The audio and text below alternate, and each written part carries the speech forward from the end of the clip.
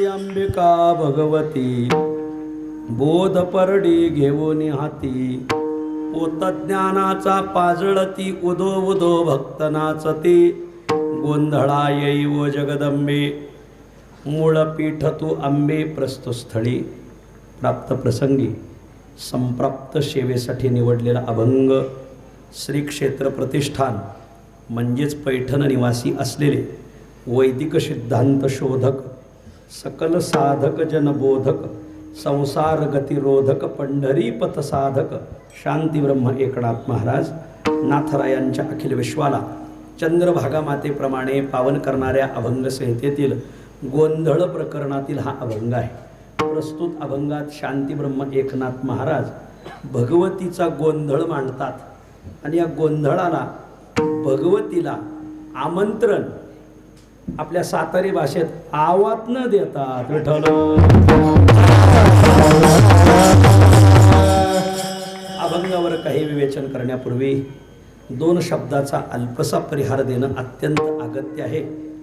पुण्यपावन स्वामी रामदास स्वामींच्या पादस्पर्शाने पवित्र झालेला जिल्हा, शिवछत्रपती शिवरायांच्या पादस्पर्शाने पुनीत झालेला जिल्हा सातारा जिल्हा. या पुण्यपावन सातारा जिल्ह्यामध्ये धारी कोरीत परमार्थ करणारा तालुका कोरेगाव तालुका. आणि या पुण्यपावन कोरेगाव तालुक्यामध्ये आदर्श गाव, वाठार गाव आणि या गावामध्ये गावच्या उत्सवाला यावर्षी 60 वर्ष पूर्ण होतात. 12 पंचे 60 म्हणजे 12 तप पूर्ण झाले आणि त्यानिमित्ताने मग हिरक महोत्सव आरंभीला. समस्त ग्रामस्थ वाठार, गावातील भजनी मंडळ, थोर अन्नदाते, थोर देणगीदार, थोर संत पूजनदाते सर्वांच्या सहकार्यातून पार पडत आहे. आणि ज्यांच्या आधिपत्याखाली, ज्यांच्या आशीर्वादाने हा उत्सव पार पडत आहे, आपल्या वारकरी संप्रदायातील सर्व कीर्तनकारांचे गुरुवर्य असलेले, व्यसनमुक्ती संघटनेचे संस्थापक असलेले आपलं सर्वांचं श्रद्धास्थान आदरणीय गुरुवर्य बंडातात्या कराडकर तात्यांच्या आधिपत्याखाली हा उत्सव पार पडत आहे.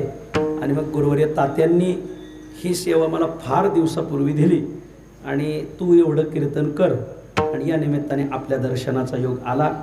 खरं या जिल्ह्याचं भाग्य मोठं की या जिल्ह्याला गुरुवर्य तात्यांनी खूप वेळ दिला. विठ्ठल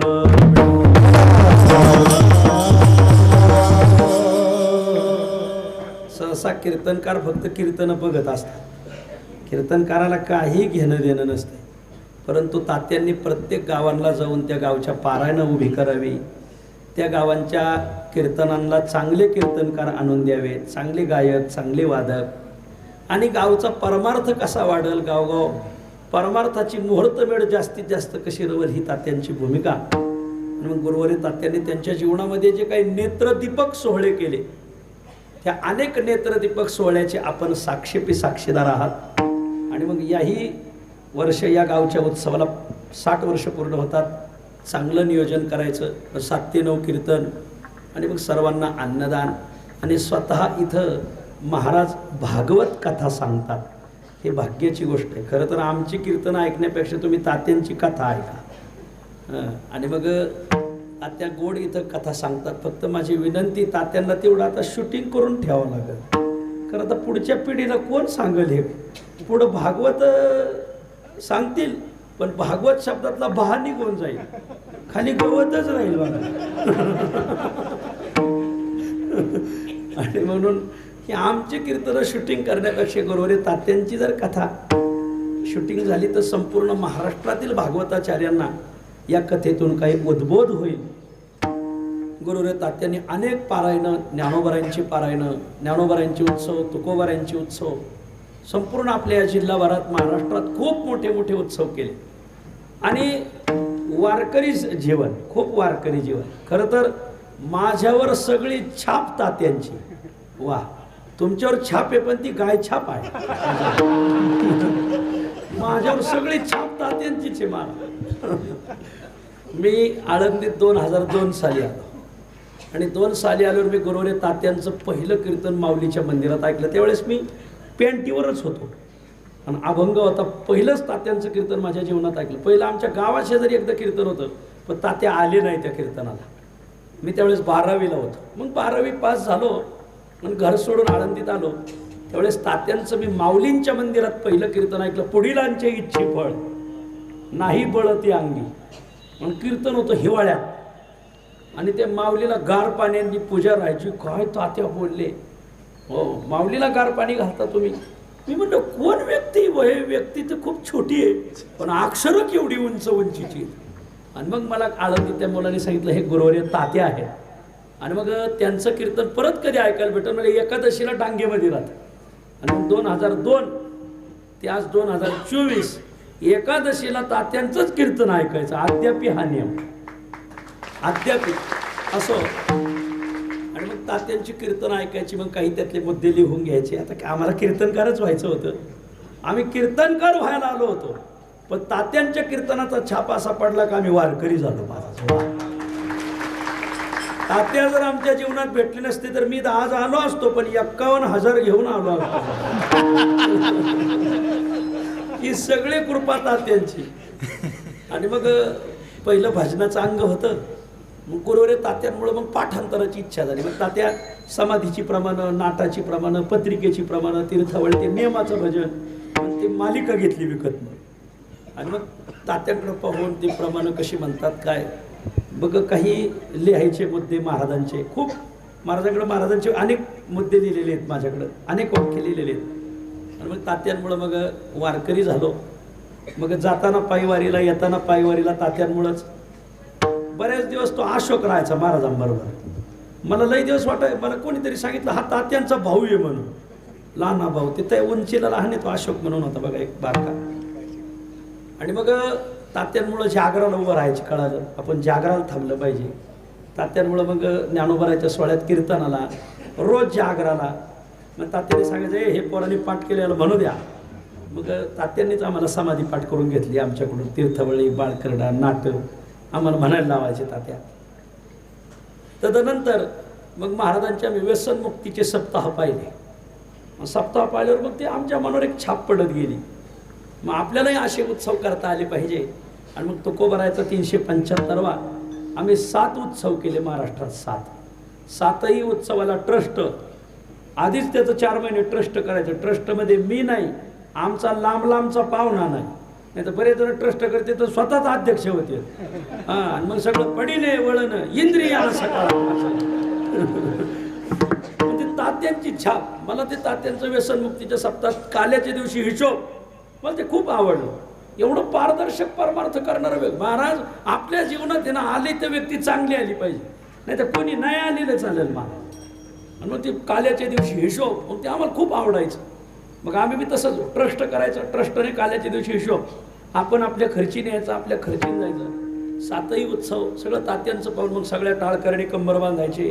पखवाजाला घोडी, पखवाजाला झोल, टाळाला गादी. बऱ्याच गावगाव टाळकरी कीर्तन झालं का टाळासा टाकून देते. तुम्ही नाही वाजवल्याला चांगला, नाही वाजवल्याला चांगला, टाळाला गादीच पाहिजे ना, विठ्ठल टाळ. आणि मग गुरुवारी तात्यांमुळं हे सगळे संस्कार लागत गेले वारकऱ्याचे. तात्यांनी एक मुलगा घडवला, त्या मुलाने महाराष्ट्रात 7 उत्सव केले. पण लोक इमारत पाहत नाही, या इमारतीचा पाया कोणी हे पाहतात. त्या सगळ्या इमारतीचा पाया गुरुवारी तात्या. तात्यामुळंच वारीचं हे लागलं. आणि मग तात्यांनी नात्या पुत्याच्या कीर्तनात सांगितलं आता पुढल्या वर्षी मी कीर्तन करणार नाही. एक तर मोठे माऊली करतील, नाही तर मग माझं नाव घेतलं हा ज्ञानोबा करत. आणि मग ते तात्यांच्या सांगण्यावरून नात्या पुत्याचं कीर्तन नाही तर आपलं काय तिथं लागत होय. तिथं घराण्यांची कीर्तन आहेत. पण टांगे पंचाला सांगितलं हे पोर रोज उभं राहतं जागराला, बरं वागत आहे, द्या याला सेवा. मग आम्ही पंचकृषी प्रदक्षिणा सुरू केल्या. आळंदीची प्रदक्षिणा, सासवडची प्रदक्षिणा, त्र्यंबकची प्रदक्षिणा. 3ही प्रदक्षिणेला प्रेरणा आम्हाला गुरुवारी तात्यांची. तात्या ते कीर्तनात वर्णन करायचे, सगळं सासवडचं वर्णन करायचे, आळंदीच्या पंचकृषीचं वर्णन करायचे. म्हटलं आपण ही प्रदक्षिणाच करू. मग आम्ही एक आपले 100-200 वारकरी एकत्र करून ही प्रदक्षिणा करतो. यालाही मूळ तात्याच आहे. मग तात्यांनी त्या प्रदक्षिणेचं सगळं वर्णन एक दिवस मालिकेत केलंय. 2-3 पानामध्ये कुठं मुक्काम, कुठं दुपारचं जेवण सगळं लिहिलंय. आम्हाला त्या आळंदीच्या प्रदक्षिणेत एक ठिकाणी मिसळ पाव राहते, त्या मिसळ पावचंही वर्णन केलं तात्यांनी. तात्यांचे आम्ही खूप लाडके झालो. तात्यांनी आत्तापर्यंत सांभाळलंय. पांडुरंगाला प्रार्थना आहे, न घडो याचे पायी बुद्धीचा व्यभिचार, मागे रामेश्वर रामचंद्रा विठ्ठल.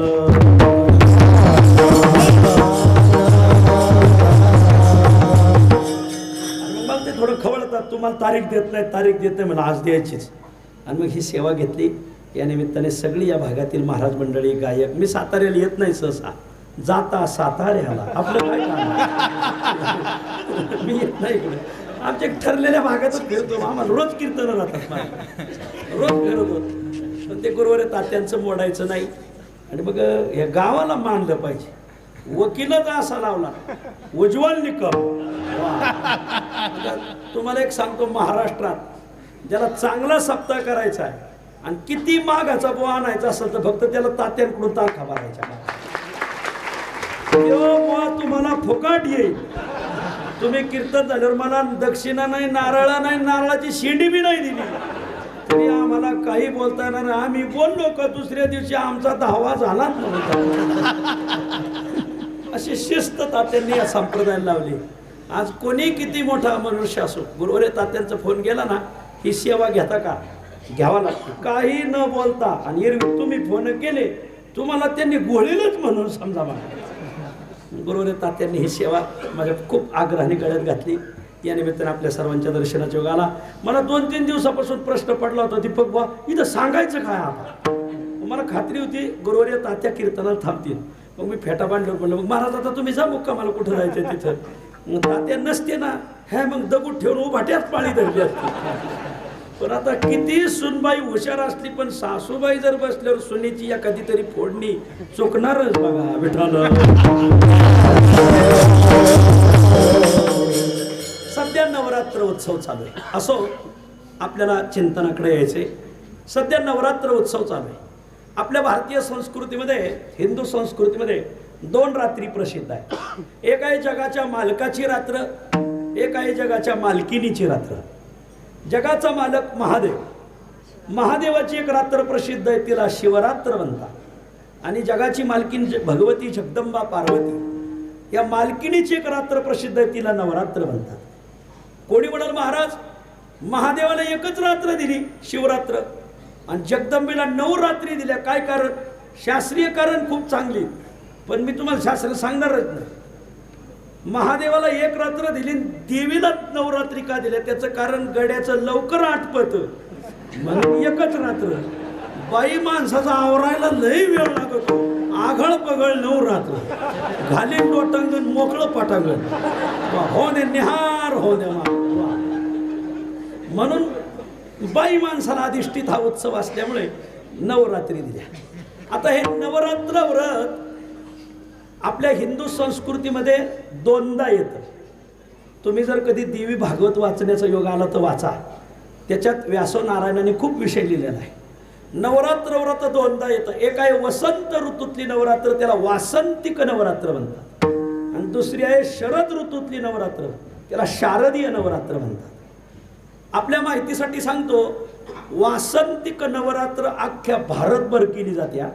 चैत्र शुद्ध प्रतिपदा ते चैत्र शुद्ध नवमी म्हणजे प्रभू रामांचा जन्मोत्सव, रामनवमी.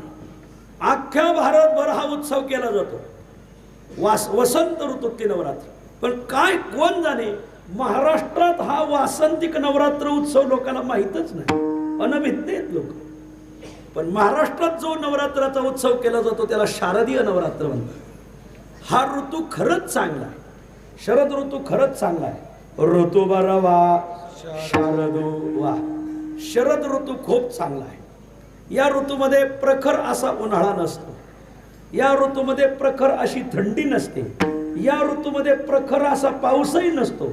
पण या वर्षी मात्र हा नियम जरा मोडला. या वर्षी लय पाऊस आला मारा. तुमच्या माहितीसाठी सांगतो, काल बातमी, काल शिना नदीला 2 लाख क्युसेसने पाणी चाललं होतं. खरं तर ह्या बातम्या भीमा नदीच्या राहायच्या.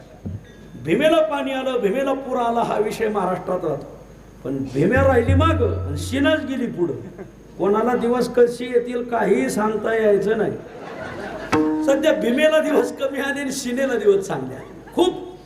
असो, पण दरवर्षीचा क्रम मात्र असा आहे की थंडी कमी, ऊन कमी, पाऊस कमी झालेला असतो, नद्यांना शुद्ध पाणी असतं, शुद्ध जलप्रवाह असतो. म्हणून की काय कोण जाणे, महाराष्ट्रात या शारदीय नवरात्राला खूप प्राधान्य आलं.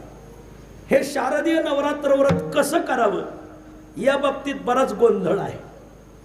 हे नवरात्र व्रत सांगणारे दोघं आहेत. एक आहेत व्यासोनारायण. व्यासोनारायणाने हे व्रत सांगितलंय आणि हे व्रत कसं करावं हे गावगाव अंगातवाल्या बायाही सांगतात. पण माझी विनंती, अंगातवाल्या बाईचं ऐकण्यापेक्षा व्यासोनारायणांचं आहे. व्यासोनारायणांनी या व्रताविषयी खूप माहिती दिलेली. जन्मेजयाचा आणि व्यासांचा संवाद आलाय देवी भागवतात. जन्मेजयाने व्यासांना प्रश्न विचारला. जन्मेजय उवाच नवरात्रे संप्राप्ते किं कर्तव्यं द्विजोत्तम विधानं विधिवत ब्रूहि शरत्काले विशेषतः. वा, हे महामुनी व्यासोनारायणा, नवरात्र आल्यावर हे व्रत करावं कसं हा प्रश्न जन्मेजयाने विचारला. आणि नुसती नवरात्र नाही, शरद ऋतूतली नवरात्र आल्यावर कसं करावं हे सांगा. शरत्काले विशेषतः शरद ऋतूमधली जी नवरात्र आलेली ती विधानम विधिवत ब्रूहि, त्याचं विधान सांगा, पण जे शास्त्रसंमत आहे ते सांगा. विधिवत शास्त्रसंमतम, जे शास्त्रसंमत मत आहे ते सांगा. आणि मग व्यासोनारायण सांगायला लागले. व्यास उवाच शृणुराजन प्रवक्ष्यामि नवरात्र व्रतम उत्तमम. वा, उत्तम असं नवरात्र व्रत तुला मी सांगतो बघा. आता ते खूप 8 दिवस सांगावा असं हे व्रत आहे, मला खूप विस्ताराने पागावा असं हे व्रत आहे. पण मी तुम्हाला त्यात एक 2-3 मुद्दे सांगतो. सर्वात पहिली गोष्ट, या नवरात्रीत काय करायचं, प्रातस्नानम कुर्या. ह्या नवरात्र व्रताला प्रातस्नान सांगितलेलं आहे. म्हणजे सूर्योदयाच्या पूर्वी स्नान केलं पाहिजे. आता बरेच लोक हे नवरात्र धरतात आणि दुपारी 12ला आंघोळ करतात, बहुतेक ते सूर्यवंशी असावे. प्रातस्नानम कुर्या, पाठस्नान करायचं. कुठं करायचं त्याच्यातही व्यासोनारायणाने काही मतं सांगितले. नद्याम, नदे, तडागे, वाप्याम, कृपे, गृहे अथवा, हे 4-5 विकल्प मांडले. स्नान कुठं करायचं, नद्या, नदीला स्नान करायचं.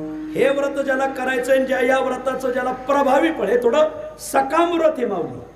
हे व्रत जो करतो ना त्याच्या मागं ताकदच उभी राहते मला. हे थोडं सकाम व्रत आहे, कामनिक व्रत आहे. नदीला स्नानाला जा. आता तुमच्या भागात बिबट्याचा थोडासा सुळसुळाट असेलच. आता नदीला जर स्नानाला गेला तर मग पाहुण्या रावळ्यालाच नदीला यावं लागतं. नाही नदी सापडली एखाद्या गावाला तर नद, ब्रह्मपुत्र हा नद आहे. नदी, चंद्रभागा नदी, ब्रह्मपुत्रा नद आहे. वा, नदीला स्नान करा. नदे, महाराज आमच्या गावात नदी नाही, नद नाही, तडागे, सरोवर, सरोवर स्नान करा. वाप्याम, आमच्या गावात सरोवर नाही, विहीर, कुपे, आडा, घरातला आड असं. अहो नाही हो, गृहे अथवा, अथवा गृहे हा शेवटचा विकल्प आहे. पण याला स्नान करा. स्नान जर तीर्थात केलं तर या व्रताचं अधिक फळ भेटतं. व्यासोनारायण सांगतो. पश्चात पूजाम समाचरेत, मग तत्पश्चात पूजा करा. 2 प्रकारची पूजा सांगितलेली आहे. एक घटस्थापना करावी, चौरंग मांडावा, त्यावर नवा खण मांडावा, त्याच्यावर वेगळी वेगळी धान्य मांडावी, घट मांडावा. घटस्थापना केली इने पंढरपूर महानगरी. घटस्थापना, भगवतीचा फोटो, 9 दिवसाचे 9 नैवेद्य सांगितलेले आहेत. कोणत्या दिवशी कोणता नैवेद्य करावा. आता ते खूप, मी म्हटलं ना, हे एका तडाक्यात सांगण्यासारखं नाही. केळी कधी व्हावी, खीर कधी, खिरीचं नैवेद्य कोणत्या तिथीला करावं. प्रतिपदेपासून नवमीपर्यंत 9 नैवेद्य सांगितलेले देवीला. मला वाटत नाही तुम्हाला माहिती असेल. 9 नैवेद्य सांगितले. या शरद ऋतूमध्ये हे नवरात्र व्रत करत असताना कन्यापूजन सांगितलंय. तुमच्याकडे करतात की नाही कोण जाणे, पण कन्यापूजन सांगितलं. प्रतिपदेपासून नवमीपर्यंत 9 मुलींची पूजा करायची. प्रतिपदेला मुलगी, पण ते आता तुम्हाला तिथी सांगत नाही, माळीवर सांगतो. पहिली माळ, दुसरी माळ, तिसरी माळ. जी तिथी असेल ना, जी माळ असेल त्या माळीच्या क्रमाने 1 वर्षाने वडील मुलगी पाहायची, पूजा करायची. म्हणजे पहिल्या माळीला 2 वर्षाची मुलगी आणायची, 1 वर्षाची मुलगी आणायची नाही. कारण तिला भोगादी नाम, त्या भोगादिकांचं ज्ञान नसते, आज्ञा असं स्पष्ट केलं. ती भोगादिकांविषयी तिला काय उपचार केले तर काय केले नाही याचं तिला आज्ञा नसल्यामुळं 2 वर्षाची मुलगी सांगितली. व्यासोनाने पहिल्या माळीला 2 वर्षाच्या मुलीची पूजा. आता मी माळी सांगतो, तुम्ही वर्ष सांगा. पहिल्या माळीला मुलगी 2 वर्षाची, दुसऱ्या माळीला, तिसऱ्या माळीला, चौथ्या माळीला, 5व्या माळीला, 6व्या माळीला, 7व्या माळीला, 8व्या माळीला, 9व्या माळीला, 10व्या माळीला. 10वी माळ नाही, 9 माळी. आता हा घोटाळा आहे. पहिली माळ घाला मग माळ कळ. 9 माळी. आता नवविधा भक्तीच्या करुणी नवरात्रा. ही नवरात्र व्रत करत असताना थोडं कामनिक व्रत आहे. पहिल्या माळीला 2 वर्षाची मुलगी आणावी, तिला स्नान घालावं आणि मग तिला चौरंगावर बसावं. मग त्या 9 मुली आणत असताना त्या 9 मुलींना नावं ठेवा. पहिल्या माळीच्या मुलीचं नाव काय? असे कुमारी, सुभद्रा, दुर्गा, कल्याणी, रोहिणी अशी नावं आलेली इथं देवी भागवतात. ती नावं यथार्थ तुम्ही भागवतात पाहू शकता. त्या मुलीला बसवावं, तिला नवे कपडे घालावे, काही अलंकार घालावे, तिची पूजा करावी आणि हेच भगवतीचं रूप म्हणून त्या मुलीची पूजा करावी. याला कन्यापूजन म्हणतात. अशा 9 दिवसाच्या 9 मुली. प्रातस्नान, पश्चात पूजाम समाचरेत, पूजा करावी. पुढं सांगितलं हे व्रत करत असताना उपवासेनं, उपवास करावा. आता उपवास कसा करावा? व्यासनारायणाने दिलेलं आहे. पहिल्या माळीपासून 9व्या माळीपर्यंत जो घास खात नाही त्यालाच नवरात्र घडती महाराज. वर बघा, वर बघा, खाली पाहू नका. तुम्हाला प्रश्न पडला असं नाही, कसं जुळायचं? तर बघा, आता नियम केला का त्याला पळवाटा असतात, करतात. त्यागानेच माणसं काहीतरी क्रांती करतात. भोगी माणसाची क्रांती कोणी केलेली दखलही घेत नाही, ती टिकतही नाही. त्यागी माणसाची क्रांतीची लोक दखल घेतात आणि ती चिरस्मरणीय राहते. ऐका, पहिल्या माळीपासून 9व्या माळीपर्यंत उपोषण, घास खायचं नाही. तुम्ही म्हणाल महाराज शेतकरी माणसं आहेत, हे करायचं कसं? मग व्यासांनी त्याला परत थोडासा फाटा फोडला. नक्त भोजने न कुर्या. नक्त भोजन, नक्त शब्दाचा अर्थ होतो रात्र. रात्री जेवलं तरी चालतं, म्हणजे संध्याकाळी हा उपवास सोडायचा. वा, कोणी म्हणाल महाराज संध्याकाळपर्यंत दम धरवत नाही, उमाऱ्या घामाऱ्या. मग त्याला सांगितलंय चैक भुक्तेन वा पुन्हा. वा, मग तिसरा विकल्प, 1 वेळ जेवण करा. 1 वेळ म्हणजे दुपारी जेवा, दिवसभर उपवास करा, दुपारी जेवा, परत सायंकाळी उपवास करा. फळं बिळं दूध बीध घेतलं तर चालेल. 1 भुक्त करून हा उपवास करा. एक तर पूर्ण उपवास जुळत नसल तर रात्री उपवास सोडा, नसल तर 1 भुक्त राहून करा. नाही नाही महाराज, ते 1 वेळ, अहो आम्ही वाढी माग जाऊ न देणाऱ्या संघटनेचे अध्यक्ष आहोत आणि तुम्ही सांगता 1 भुक्त. 9 दिवस दम धरला जाणार नाही. मग व्यासनारायणाने त्याच्यात एक उपाय काढला आहे. ज्याला 9 दिवस उपवास होत नाही त्याला उपवासे अशक्तानाम उपोषण त्रयम प्रोक्तम. ज्याला 9 दिवस उपवास धरता येत नाही, व्यासनारायण सांगतात त्याने 3 दिवस केला तरी चालतो. 3 दिवस. 3 कोणते? तर 3 कोणत्याही माळीला 3 दिवस उपवास करायचा नाही. 3 माळी सांगितलेल्या त्याच्या सप्तमी, अष्टमी, नवमी. एक तर 9 दिवस करा, नाही 9 दिवस जमलं तर 3 दिवस केला पाहिजे. सप्तमी, अष्टमी, नवमी. महाराज 3 दिवस उपवास नाही दम धरायचा बुवा. अहो तिघाचं सरकार टिकणं कठीण, तर 3 दिवसाचा उपवास कसा करा? मग व्यासनारायणाने परत विकल्प मांडला. ज्याला 9 दिवस धरणं होत नाही त्याने 3 दिवस धरा, ज्याला 3 दिवस धरणं होत नाही त्याने 1 दिवस धरा. कोणता? अष्टमी. वा, कारण याच अष्टमीला दक्षाच्या यज्ञाचा विघात करणारी दुर्गा प्रगट झालेली, म्हणून तिला दुर्गा अष्टमी म्हणतात. अष्टमी खूप महत्वाची बरं का, येणारी अष्टमी. हे व्रत केलं पाहिजे. वा, 9 दिवस धरा, नाही 3 दिवस धरा. सप्तमी, अष्टमी, नवमी, नाही 3 दिवस, निदान अष्टमीला तरी करा.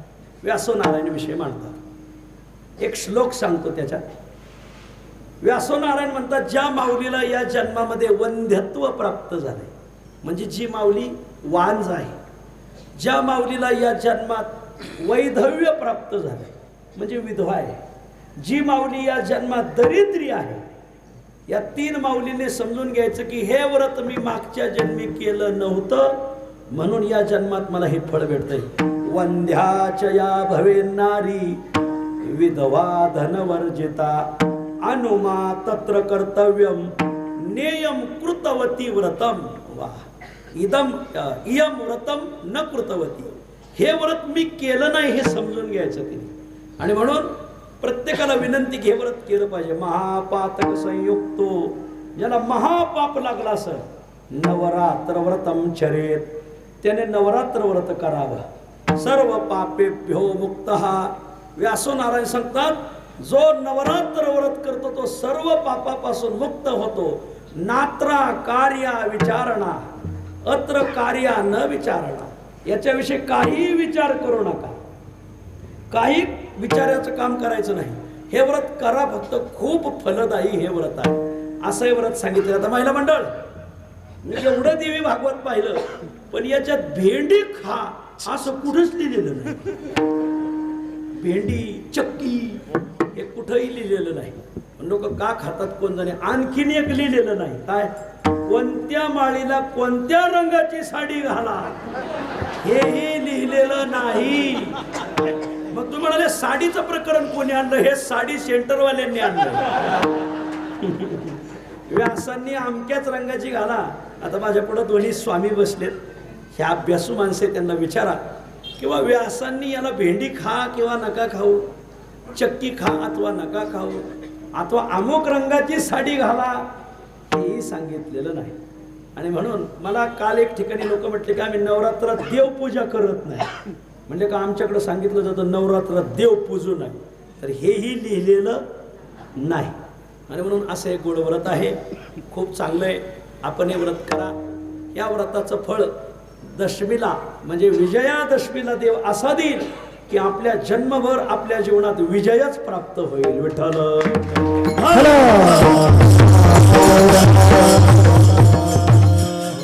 असं नवरात्रवर तुम्हाला आज उद्या 2-3 दिवसात कोणीतरी व्रत सांगलच, पण कोणी सांगितलं नसेल तर मग एवढं ऐकून ठेवा. अशा प्रकारे हे नवरात्र व्रत करावं. व्यासांचा आणि जन्मेजयाचा संवाद आलेला आहे. आता हा अभंगाकडे. आता नवरात्र व्रत असल्यामुळे मग मी दीपक बोलायला विचारलं की देवीचं काही उल्लेख झाला का. ते 2 दिवसात काही झालं नाही. तुम्ही देवी सांगा. खरं देवी सांगायचा अधिकार आम्हाला नाही आहे, पण चला आलाय आता तर सांगतो. आपल्याला कोणालाच अधिकार नाही, तो पण सांगतो. अनादि अंबिका भगवती बोधपरडी घेऊन हाती, पोत ज्ञानाचा पाजळती, उदो उदो भक्त नाचती, गोंधळा ये ओ जगदंबे, मूळ पीठ तू अंबे. अच्छा अभंगात भगवतीचा गोंधळ नाथांनी मांडलाय. आणि या गोंधळाकरिता नाथांनी भगवतीला आवाहन दिलंय. विठ्ठल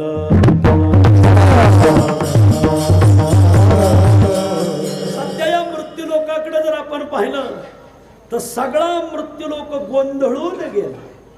सगळ्या मृत्यूलोकात गोंधळ उडालाय. विठ्ठल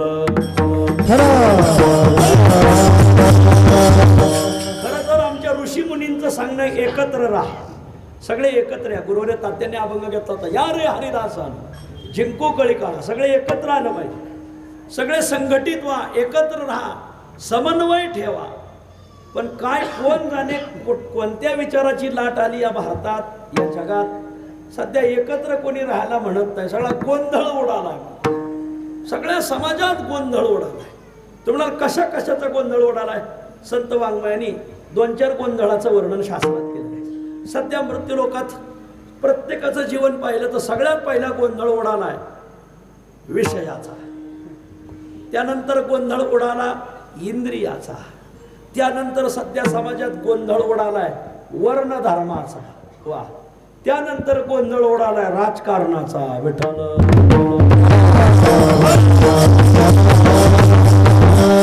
सध्या मृत्यूलोकाकडे नजर टाका माऊली. विषयाचा गोंधळ खूप पडिले विषयाचे गोंधळी. महाराज सांगतात विषयाचा गोंधळ खूप उडालाय महाराज. विषयी गोंधळ गाजत,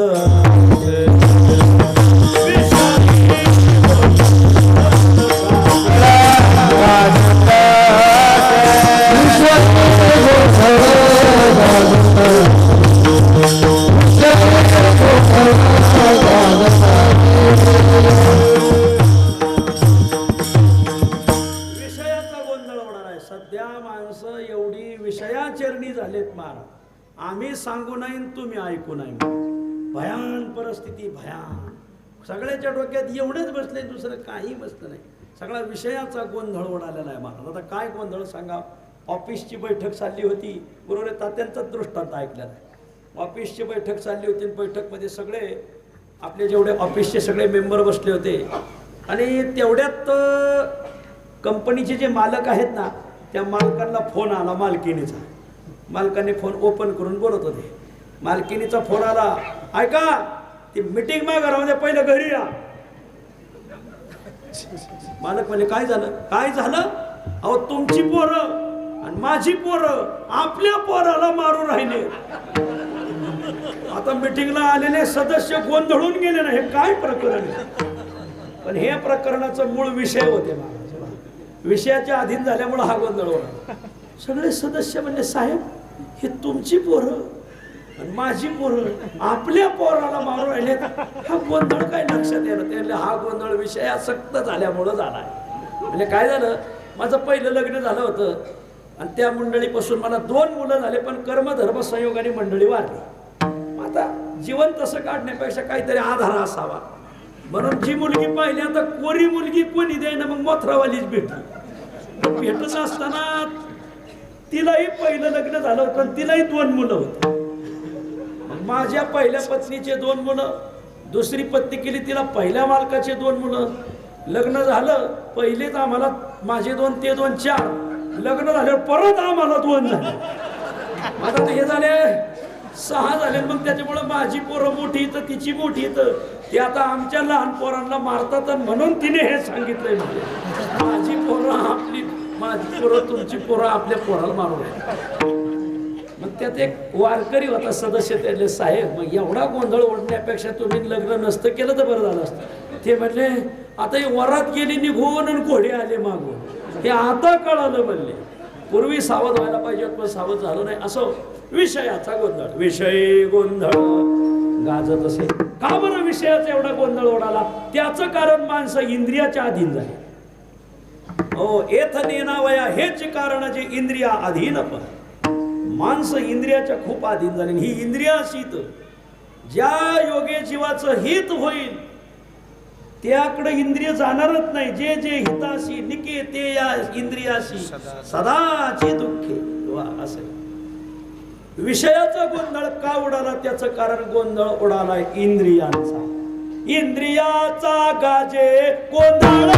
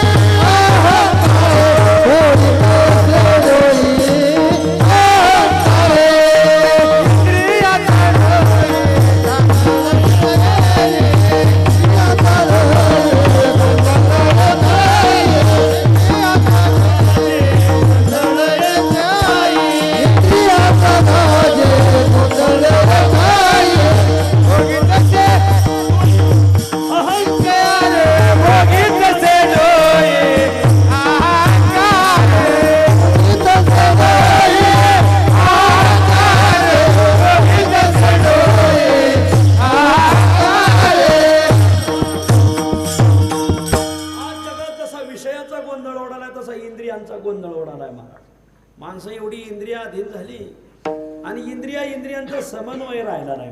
इंद्रियाचा समन्वय राहिला पाहिजे. जे पाय पंढरपूरला घेऊन गेलेत ना, मग त्या पायाला अनुमोदन हातांचं पाहिजे. पाय पंढरपूरला झालेत म्हणजे हाताने तसं मोकळं जायचं नाही, भजन करत जायचं, दान धर्म करत जायचा. वा हात चालावा या पाय, वा बरं पाय चाललेत ना म्हटल्यावर मग मुखाने त्याला साथ दिली पाहिजे. गात जागा बरं मुखाने साथ दिली का पंढरपुरात गेलेल्या डोळ्यांनी त्यांना साथ दिली पाहिजे. डोळे भरून पांडुरंग परमात्मा पाहिला पाहिजे. याला म्हणायचं समन्वय. वा पण सध्या इंद्रियांचा समन्वय काय राहिला नाही. पाय पंढरपूरला जाते, हात रस्त्याने पंढरपूरच्या वाटेला नाही, पण हात वारीला अनुकूल नाहीत. मग ते रसवंती गृह घेऊन आलं तिथे. मग तिकडं बघा आणि इकडं घ्या, तिकडं बघा आणि इकडं घ्या, तोपर्यंत पाणी ओतलंच बघा. वा, मुख अनुकूल नाही, काय दिंडीत येते पण भजनच म्हणत नाहीत मला. मग पंढरपुरात गेल्यावर या डोळ्याने तरी अनुकूल राहिलं पाहिजे ना. डोळे वारकरीचे बॅनर पाहत नाही, तमासगिराची बॅनर पाहत. हा घोटाळा आहे मला. इंद्रियांचा समन्वय राहिला नाही, इंद्रियांचा गोंधळ उडाला. एक इंद्रिय एकीकडे वडित आहे, विषयाकडे धावत इंद्रिय. आणि महाराज इंद्रियांची खरं खूप किमतीची इंद्रिय. एका जरी इंद्रियाने राजीनामा दिला तरीही जीवनात खूप गोंधळ उडतो. काय देवाने आपल्याला जी इंद्रिय दिली, डोळ्याची काय किंमत आहे आंधळ्याला विचारा महाराज. हाताची काय, पायाची काय किंमत आहे पांगळ्याला विचारा. कानाची किंमत काय बाहेरला विचारा. खूप देवाने दिलेली इंद्रिय त्याचा समन्वय ठेवून उपासना केली पाहिजे. एका जरी इंद्रियाने राजीनामा दिला तर खूप गोंधळ उडतो, खूप गोंधळ उडतो. आमचे जुने कीर्तनकार वैकुंठवासी विष्णू महाराज कवळेकर एक दृष्टांत सांगायचे. आमच्या गावी ते खूप रामायण सांगायचे. विष्णू महाराज कवळेकर आम्ही लहान असताना एक दृष्टांत सांगायचे. एका जरी इंद्रियाने राजीनामा दिला तरी गोंधळ उडतो. एक धनगर बाबा होतं, पण त्याच्याकडं चांगले शिपाशी मेंढ्याचं खांड होतं, खांडाचं खांड. आणि मग त्याने काय केलं, रात्री मेंढीचं दूध काढलं आणि मग त्याचं ताकबीक लावलेलं होतं घरात. दूध शेळ्या मेंढ्यावाले जनावरावाल्याकडं दूध दही ताक मुबलक राहते. मग त्याने काय केलं, रात्री ताकात बाजरीच्या शेळ्या भाकरी टाकल्या, माठात ताकात त्या बाजरीच्या शेळ्या भाकरी टाकल्या आणि ठेवलं झाकून. आणि सकाळी काहीतरी नाश्ता केला आणि हे दुपारी खायला ठेवलं. उन्हाळ्याचे दिवस, दुपारी माथ्यावर सूर्य आला. एका जरी इंद्रियाने राजीनामा दिला तर कसा गोंधळ उडतो. मग शेळ्या दिल्यात, शेळ्या मेंढ्या चारायला लावल्या, 500 शेळ्या. आणि याने ते काढलंच ते ताकाचं गाडगं. रात्री भिजायला टाकलेल्या होत्या महाराजून. ते ताक होतं मेंढीच्या दुधाचं. मेंढीच्या दुधाने तव येते माणसाला, खूप तव येते. मग त्याने त्या ताकात भिजवलेल्या भाकरी खाल्ल्या, त्याला आली तव. ती झोपलं, ती होतं बहिर. त्या काही इंद्रियाने राजीनामा दिला होता. झोपलं ना, चांगलं तास दीड तास झोपलं. आता त्या मेंढ्याकडे कोणी लक्ष द्यायला नाही. त्या मेंढ्या चरता चरता गेल्या. आता एक मेंढी जिकडे निघाली, बाकीच्या मेंढ्या तिकडेच निघाल्या. आता काय करावं, 2 तासाने उठला आणि पाहिलं मेंढ्याच नाही. आता बाबा गरीब गरबाडला ना, मेंढ्या कुठे गेल्या, मेंढ्या कुठे गेल्या. शोधायला लागला, आरडाओरडा करू लागला. तर तिथे एक माळी बाबा मोठ हाकीत होता. आता हे धनगर बाबा एकपट बाहेर होता, माळी बाबा दुप्पट बाहेर होता. माळी बाबा, अहो माझ्या मेंढ्या पाहिल्या का? आता हा काय बोललाय, तोप टाकली तर त्याला ऐकायला येत नव्हतं. काय बोललाय ऐकायलाच आलं नाही. माळी बाबा माझ्या मेंढ्या पाहिल्या का? ते आपला सर्जा राजा. आणि असा हात केला, त्याने असा हात केला. धनगर बाबाला वाटलं बहुतेक मेंढ्या इकडं गेल्या असं सांगायचं. आणि तो तिकडं गेला ना, काय कोण जाणे कावळा बसायचा आणि फांदी मोडायची एक झाली. त्याला मेंढ्या सापडल्या. वा वा वा वा, या माळी बाबाचे केवढे उपकार. 400 मेंढी हरवली होती, तासभर शोधली, सापडे ना. या माळी बाबाने सापडून दिली. कोणाचं एक सेवा फुकट घेऊ नये मला. वा, ज्याने सेवा केली त्याला त्याचा काहीतरी मोबदला दिला पाहिजे. बरेच जण आपल्या बापाच्या दहाव्यात नाव्याचे पैसे बुडीत येत. हे वागणं बरं नव्ह, लय तळतळाट लागल बघा.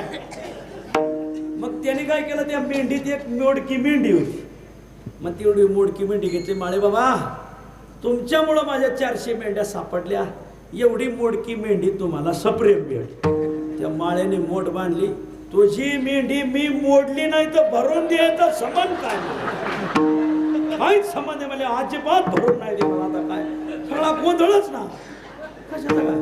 त्याने ती मेंढी उचलली, दिली धनगर बाबाच्या अंगावर टाकून. धनगर बाबाने नाही नाही नाही नाही, तुमच्यामुळं मेंढ्या मला सापडल्या, एवढी मोडकी मेंढी तुम्हाला भेट. अरे बाबा, तुझी मेंढी मी मोडलीच नाही तर भरून द्यायचं संबंध काय?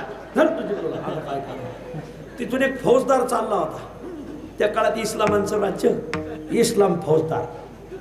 धनगर बाबा एकपट बाहेर, माळी बाबा दुप्पट, तो फौजदार तिप्पट बाहेर. ओ फौजदार, हातवारे केले, इकडं या. आता त्याला ऐकूच नाही आलं, पण हातवारे केले म्हणून आला. फौजदार बाबा, माझ्या 400 मेंढ्या हरवल्या होत्या, या माळी बाबामुळं सापडल्या. हे बघा, एवढी मोडकी मेंढी. त्या माळी बाबाला भेट. त्या माळ्याने जीच मेंढी उचलली. फौजदार, याची मेंढी मी मोडली नाही तर भरून देणार नाही त्याची त्याला. फौजदार म्हणले तुम्ही दोघं काय म्हणताय, मला अक्षर कळेल. मग गावच्या पाटलाकडे चला. धनगर एकपट भैर, माळी दुप्पट, फौजदार तिप्पट, पाटील 4 पट भैर गेले पाटलाकडे. आता ते पाटील जुन्या काळातले पाटील, आत्ताचे नाही, जुने पाटील लय करारी हो. काय बोलायचंय महाराज. पाटील जर गावात गेलं नाही, एखादी बाई म्हणली पाटील एवढं काम करायचंय, हे इथं होणार नाही, वाड्यावर या. पाटील नाही, पाटील पहिलं पाटील नाही 400 व्होल्ट होत. त्या पाटील गरम होत होते. त्या दिवशी पाटलीन पाटला काहीतरी माग बोलली, उलटून बोलली. त्या पाटलाला असा राग आला, अशी पाटलीन हल्ली धरून. आता काय सांगायचं, काळी पिवळीच केली महाराज. म्हणजे राग आला, भरतीच हल्ली पाटलीन. आणि बसले पाटील वाड्यावर, वाड्याच्या वटेरीवर. भले रागात बसले. पाटलीने मारून तेवढं ते घरानं आलं 3 जण. धनगर बाबा म्हणला, पाटील माझ्या 400 मेंढ्या हरवल्या, ह्या माळीबाबाने मला सापडून दिल्या. एवढी मोडकी मेंढी माळीबाबाला भेट. माळेने जीच मेंढी उचलली की त्या धनगराच्या अंगावर टाकली. पाटील याची मेंढी मी मोडली नाही, मी भरून देणार नाही. फौजदार म्हणला, पाटील मी बाहेर आहे, काय म्हणतात मला ऐकू येईल. आता त्याला तरी कुठं ऐकायला नव्हतं. पाटील म्हणणार, म्या माझी बायको मारली, तुमचा समान काय त्याच्यात. हवा इथं माझ्या दारात फौजदाराला घेऊन आले म्हणजे मी माझं घेऊन पाहून तुम्ही नीट तुमच्या घरी निघा. त्याला म्हणायचं इंद्रियांचा गोंधळ. एका इंद्रियाने राजीनामा दिला तर एवढा गोंधळ का. इंद्रियाचा गाजे गोंधळ. पहिला गोंधळ सांगितला विषयांचा गोंधळ, दुसरा इंद्रियांचा गोंधळ, तिसरा वर्ण धर्माचा गोंधळ. माऊली सध्या कोणाला वर्णाचं पडलं नाही, कोणाच्या धर्माचं पडलं नाही. आपल्या हिंदू समाजात एवढं अवघड झालंय. गावगाव संघटना आल्या, धर्म सोडा तुमच्या मुलाला नोकरी लावतो, धर्म सोडा तुमच्या मुलाला छोकरी देतो, धर्म सोडा तुमच्या मुलाला गाडी घेऊन देतो, धर्म सोडा तुम्हाला घर देतो. आणि असं धर्मांतराचं पीक आलंय. आणि कोण कोणाच्या धर्मात जाईल आणि कोण कोणाच्या धर्मात, कशाला मिळच राहिला. लय अवघडे महाराज. तर गुरुवारी तात्या फार दिवसापूर्वी जेवायला बसलो, वाढायला बिगर जोडव्याची बाई आली, ते तात्या लय सांगत असते मला. वर्ण धर्माचा गोंधळ उडाला आहे विठ्ठल.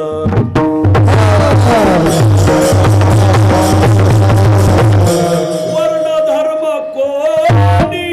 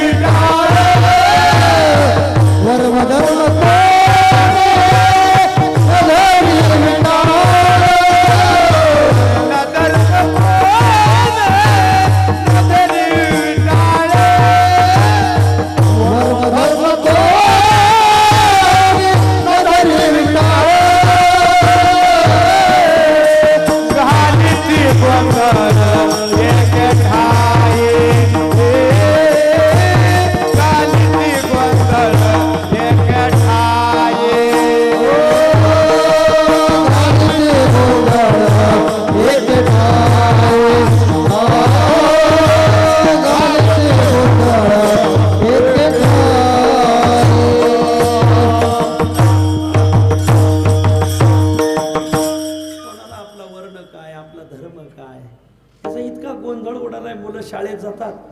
आपल्या समाजाची मुलगी पाहायची नाही, कोण्या समाजाची वाटावरील गौरी तीच त्याची नवरी. कशाला मिळच राहिला नाही मला. अरे शोधोनिया काय वंशावळी कुळ बिळ काही द्रव्य आणि कन्या येथे कुळकर्म शोधल्या. धर्म आहे वर्मांगी कळले पाहिजे प्रसंगी. वा आळंदीत फुलवाले धर्मशाळेने मधुकरी सुरू केली आणि त्याच्या उद्घाटनाचं कीर्तन तात्याच ठेवलं. त्याला खूप वर्ष झाली मला, 15 वर्षाच्याही पुढं झाले. त्यावेळेस तात्याने अभंग घेतला, क्षुधेली अन्न द्यावे पात्र न विचार, वर्ण आहे वर्म आहे धर्मांगी धर्म आहे वर्मांगी कळले पाहिजे कसं, द्रव्य आणि कन्या. मला खूप माझ्या अभंगही अजून आठवतोय. महाराजांनी जे चिंतन मांडलं होतं ते अजूनही आठवतंय मला. धर्मराजाचा दृष्टांत सांगितला त्यांनी, त्याच्यात त्या नरकात हात बुडवले मला अजून आठवतं. गुरुवारी तात्यांचंच कीर्तन त्यावेळेस आम्ही पहिल्या वर्षाला किंवा दुसऱ्या वर्षाला असेल. कोणी वर्ण धर्मच पाळीना मला. शासनाचं याला अनुमोदन आहे. मला शासनाचं हसूही लई येते. आमच्या अकोला तालुक्यात एक माऊली, तिचं नाव आहे राहीबाई, सुशिक्षित माऊली नाही, आदिवासी समाजाची, आणि तिला पद्मश्री पुरस्कार दिला. का? त्या माऊलीने खान जपली. खान आजही घरी गेले का तुम्ही, राहीबाई अकोला तालुका एवढं टाका, त्या माऊलीकडं जुनं बियाणे, जुनं गहू जुना, बाजरी जुनी, ज्वारी जुनी, गावरान सगळं गावरान जपलंय, संकरित नाही. त्या माऊलीने गावरान खान जपली. महाराज किती तुरीचे प्रकार असतील आणि मुगाचे किती प्रकार असतील त्या माऊलीकडे, आता काय सांगायचं. गावरान खान जपलेली. शासनाने त्यांना पद्मश्री दिला. का? वर्णसंकर झालेलं बियाणं जपलं नाही. आता मला शासनात हसू येतं, ठीक आहे चांगलं आहे, पण इकडं वर्णसंकराला मात्र अनुदान देतं. एकीकडं पुरस्कार, एकीकडं अनुदान. एका हाताने गाल चोळायचं आणि एका हाताने ठेवून द्यायची. फारवा शहाण्या. याला माहिती एक नाही एकात बाप नाही लेखात. हे कळालं पाहिजे. मला शासनाचं या बाबतीत खूप हसू येतं. वर्णसंकराला शासनाने प्राधान्य दिलंय. हो, कशा ते म्हणतात उत्पादन वाढलं पाहिजे. पहिली गावरान बोरं राहायची, खूप पिकत नव्हती, त्याला कलम केले म्हणून त्याला उत्पादन वाढलं. आता मोठी मोठी बोरं आल्यावर हो, गावरान बोरं आणि मोठी बोरं उत्पादन वाढलं, पण गोडवा गेला ना. गावरान बोरातला जो गोडवा आहे तो आता उत्पादन वाढल्यामुळं गोडवा राहिला. गावरान गाईच्या जो दुधातला गोडवा आहे तो जर्सी गाईच्या दुधात नाही. आजही जर्सी गाय वेली, गावरान गाय वेली. आता तुम्ही शेतकरी तर दोन्हीलाही पिलं झाली, दोन्हीलाही वासरं झाली. सगळ्यात पहिलं वासरू कोणत्या गाईचं उड्या आणतं? गावरान गायचं. 2-2.5 तासात टन टना टन टन टन टाळा उड्या चालतोय वा. आणि जर्सीचं 2 महिने त्याला आईच कळत नाही कोणत्या गाईकडे निघत. मग तुम्ही ठरवा आजपासून दूध जर्सीचं प्यायचं का गावरान गायचं. गावरान गायच्या दुधाने मनुष्य सतेज होतो, आणि जर्सी गायच्या दुधाने माणसाची गळून. त्यांना पाहिलं का वांतीला दुसरं औषधच नको. म्हणून हे घेण्यासारखं आहे मला. वा, उत्पादन वाढवण्यापेक्षा गुणवत्ता वाढवली पाहिजे. विठ्ठल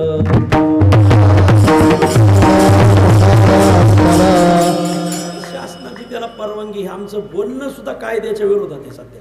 पण काय आम्ही आपलं धर्मशास्त्र पाहून सांगतो, वर्ण धर्म कोणी न धरी ते विटा. मला हे सांगायचंय. असा हा विषयाचा गोंधळ उडालाय, इंद्रियाचा उडालाय, राजकारणाचा उडालाय, वर्ण धर्माचा उडालाय.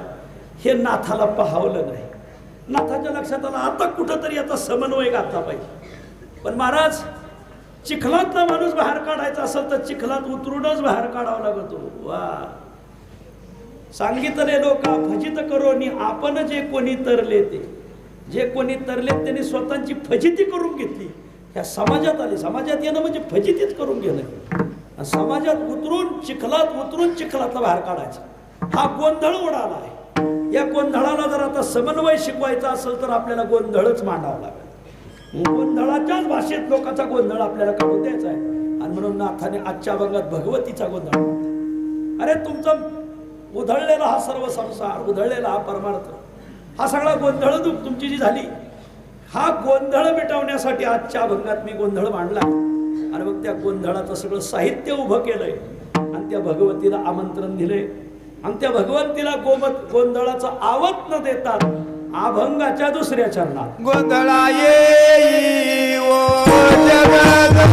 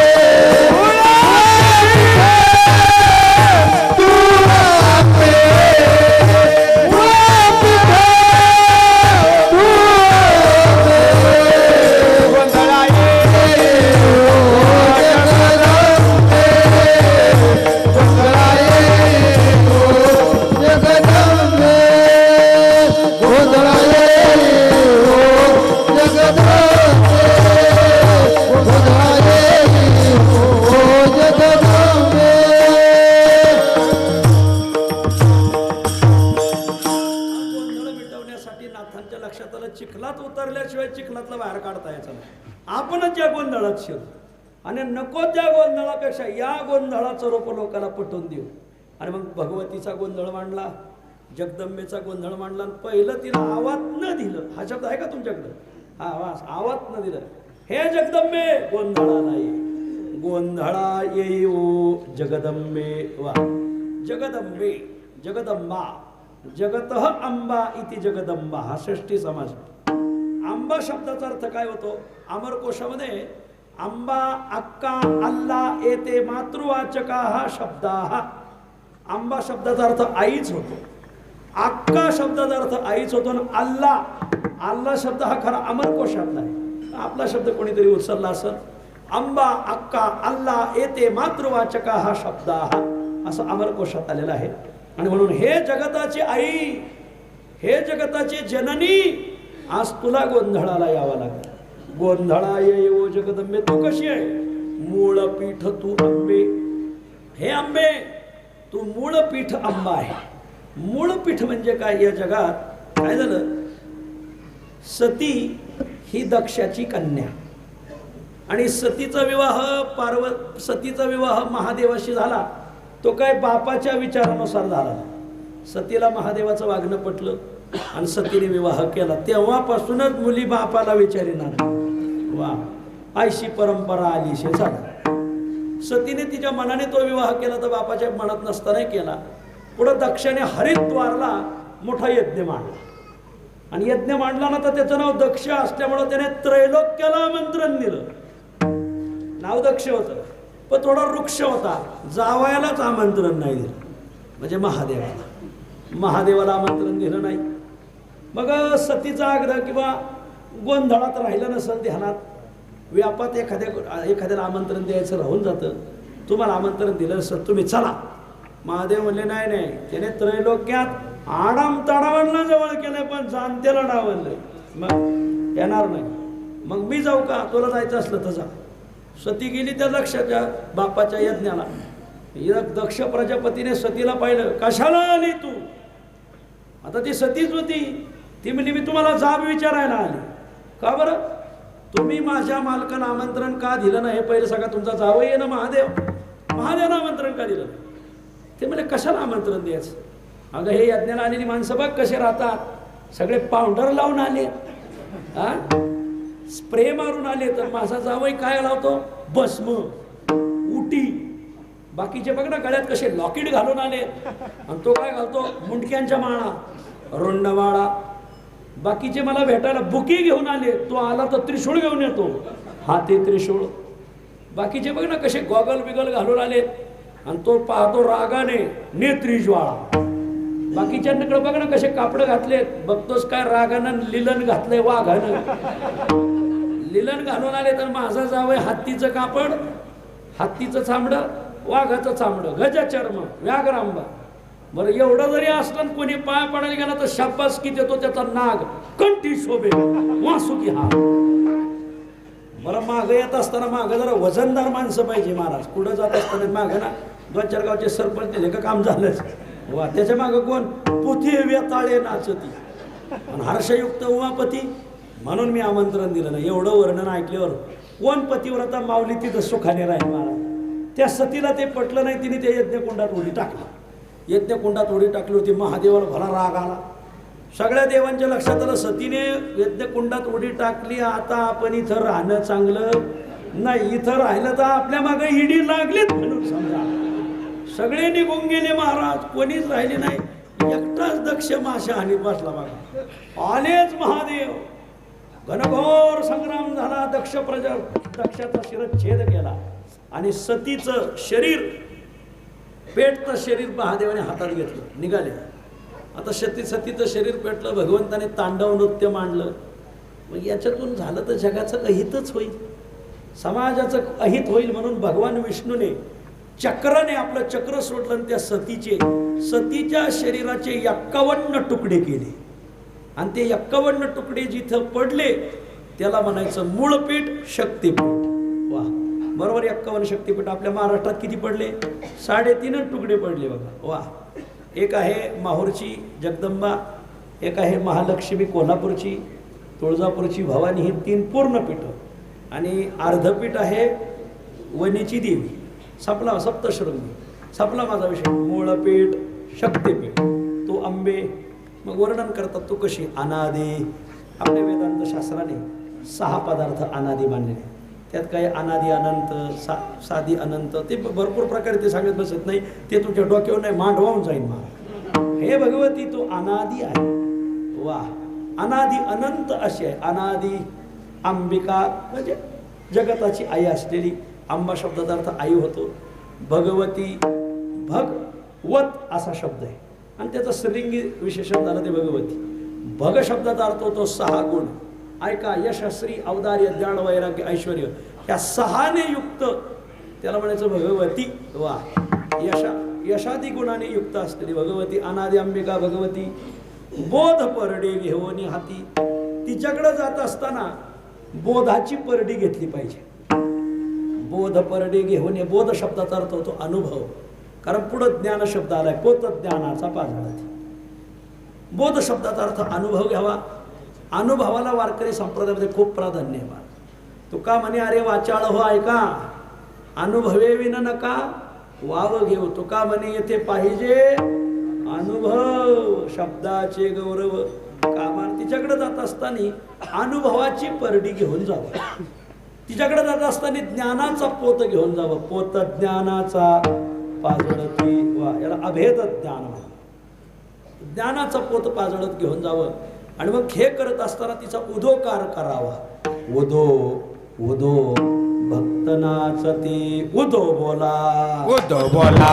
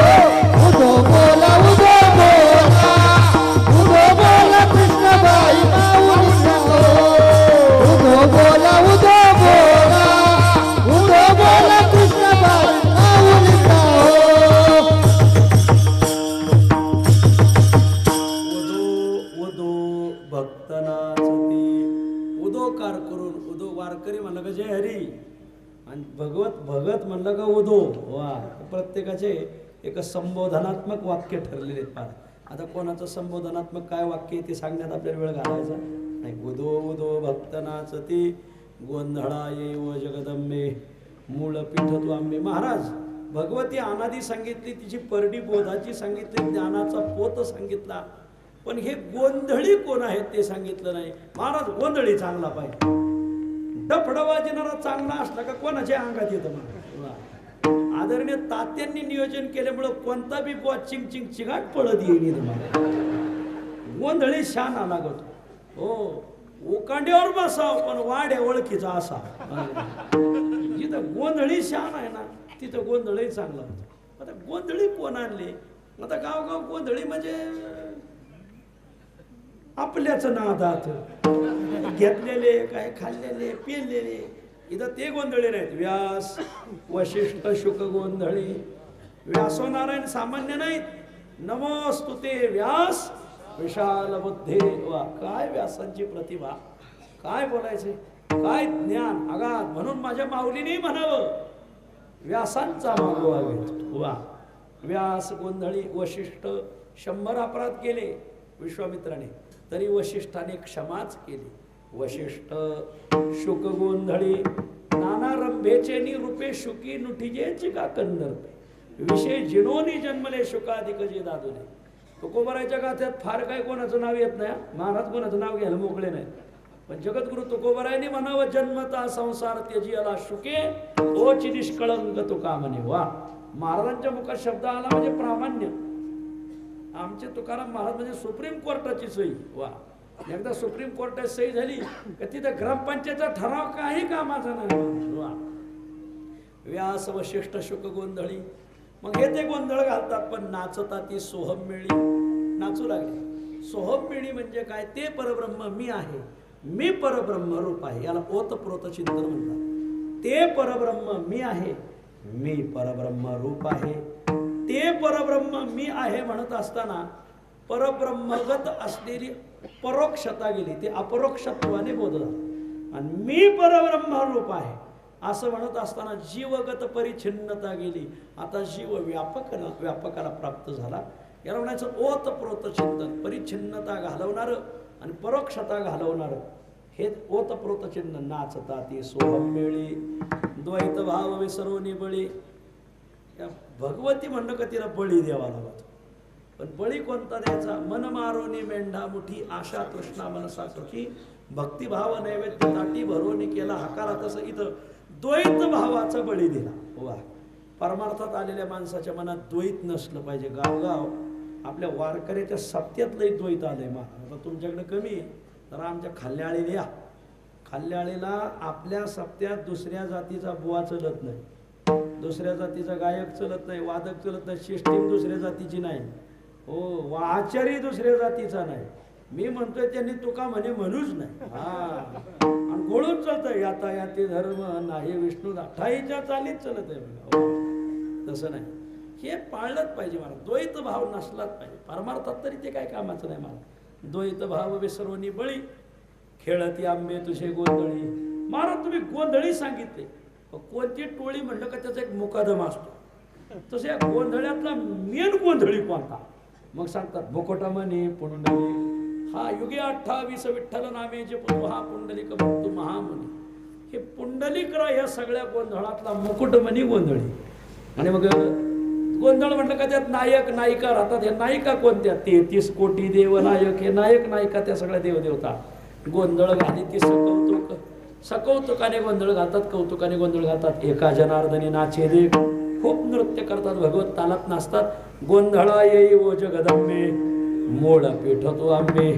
आम्ही कीर्तनकार जिल्हा परिषदच्या शिक्षकांसारखे. जिल्हा परिषद शिक्षक कीर्तनकार समन काय? हा मग जिल्हा परिषदच्या शिक्षकांनी जरी सकाळी शाळा उशिरा उघडली तरी ते संध्याकाळी वेळेतच सोडतात. मला तसं 9 वाजता म्हणजे 9 वाजता आपल्याला पुढे जायचं नाही. तात्यांच्या शिस्तीतलं कीर्तन आहे. आणि उशिराही झाल्यानंतर जेवण येतं. लांबवायला लोक, कारण काही माणसं उशिरा येतात. नाही कीर्तन हाती लागलं तरी 2 घास तरी हाती लागले पाहिजे. म्हणून त्या सगळ्यांचा विचार करणं गरजेचं आहे. विठोबा